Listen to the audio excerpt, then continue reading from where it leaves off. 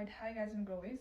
मेरो हात पनि दुखिसक्यो हैन. सो आज चाहिँ मैले ब्लड गर्दाखेरि using this Boat Dye Boost को air styler. Normally I use Dyson को, तर लेटली आई बिन हल्का अपसेट विथ मेरो Dyson because I don't know. मैले त हुन त यस्तो चिसो कपालमा नर्मली लाइक यस्तो स्टाइल गर्दाखेरि चाहिँ हल्का कपाल 80% जस्तो ड्राई भएको हुनुपर्छ. मैले चाहिँ पुरै ड्राई भएपछि Dyson प्रयोग गरिरहेको थिएँ कि लेटली. त्यस्तो हुँदाखेरि चाहिँ मेरो कपाल हल्का रफ नै भइरहेको थियो.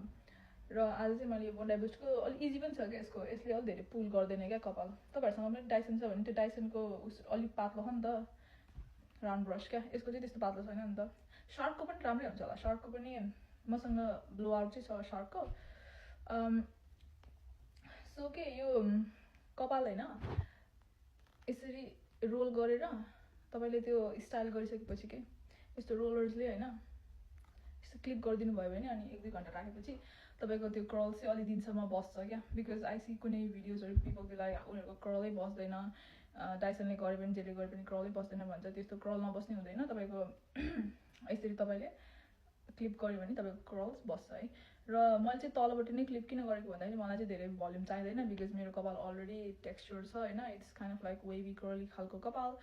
अनि मैले टाइट गरेर यहीँसम्म गऱ्यो भने माई कपालको कस्तो वाक्क and I don't like that. That's giving like 80-70s को blood and I don't want that. आफ्नो आफ्नो प्रेफरेन्स हुन्छ. अनि अर्को इम्पोर्टेन्ट टिप्स चाहिँ ब्लड गर्दाखेरि कपाललाई सेक्सन गर्न इज भेरी इम्पोर्टेन्ट. म चाहिँ अलिकति लेजी छु होइन. टु मच त्यो सानो section I don't do it. I just do हुन्छ नि माथिको मेरो टप सेक्सन क्लिप भएको छ अनि तलको मेरो बटम सेक्सन. अनि बटम सेक्सनमा पनि मैले 3टा कि 4टा मात्रै युज गर्छु होइन. सेक्सन गर्छु अनि माथिको चाहिँ 3टा हुन्छ कि 4टा हुन्छ. अनि या द्याट्स अल. अनि अर्को कुरा चाहिँ म तपाईँलाई देखाउन के गइरहेको थिएँ भनेपछि कपालकै यसरी ब्रस गर्दाखेरि होइन यो त अलिकति वेटै छ होइन. तर पनि वेट नहुँदा पनि एकछिन पर्खिनु ल, म देखाउँछु तपाईँलाई. अलराइट, सो मैले के भनिरहेको थिएँ भनेपछि सो मैले मेरो कपाललाई ड्राई गरेँ होइन. So do you see this, यस्तो हुनुपर्छ क्या कपाल. इफ तपाईँको कपाल कोरिसकेपछि यस्तो खालको हल्का हुन्छ नेचुरली यस्तो फल हुँदैन भने चाहिँ तपाईँको कपाल इज डिहाइड्रेटेड. अनि द्याट इज समथिङ हुन्छ नि टु बी अलिकति aware of if you want healthy long hair क्या.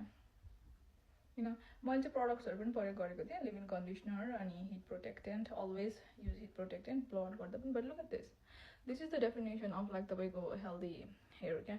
अनि दिस इज मेरो एन्ड्स होइन. There is not too much हुन्छ नि स्प्लिट एन्ड्सहरू पनि छैन you know. And yeah, pretty happy about like you know with मेरो hair.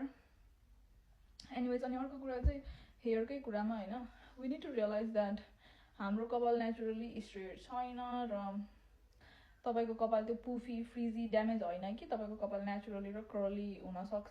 जस्तो मेरो पनि अब मैले यहाँ कर्ल क्रिम लगाएर कर्ल्स निकाल्यो भने माई कपाल इज सुपर कर्ली होइन. त्यस्तो सुपर कर्ली मतलब त्यस्तो डेन्जर कर्ली होइन. बट यु नो इट के भन्छ अरे फल्स इन द कर्ली उस क्या. र त्यो कुरा please be aware. It's not that तपाईँको कपाल is damaged. It just you have हुन्छ नि त्यो टेक्स्चर्ड कपाल.